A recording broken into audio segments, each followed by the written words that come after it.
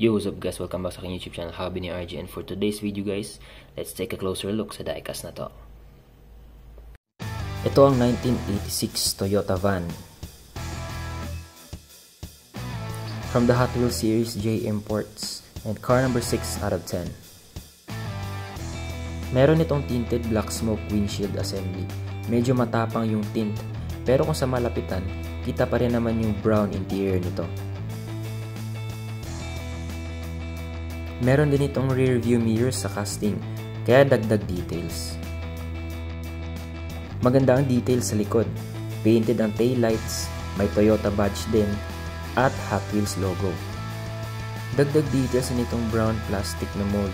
Nagsisilbi na itong rear bumpers, fenders sa gilid, at front bumpers sa harap. Maganda yung separation ng plastic at casting, nakakadagdag details. Sa harap naman ay meron itong embossed Toyota badge. At kung mapapansin nyo yung headlights, ay halos same na ng materials na ginamit doon sa windshield. Kaya mas nagmumukha itong realistic.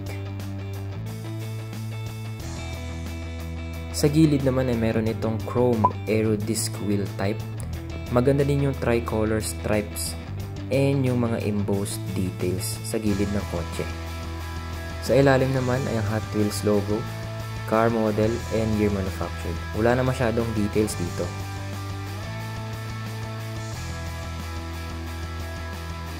Halos wala akong mapuna sa diecast na to. Pero kung may gusto man akong baguhin, sana may konting gray paint dito sa harap, gaya ng nasa card, para mas mukhang realistic.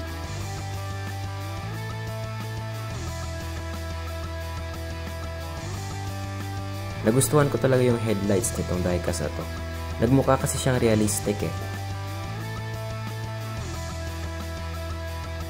Isa pa tong brown plastic mold na nakapalibot mismo sa diecast.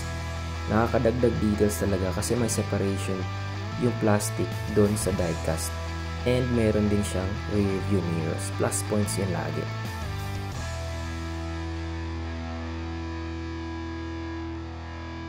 Yun lang naman yung mga nakita ko sa diecast na to.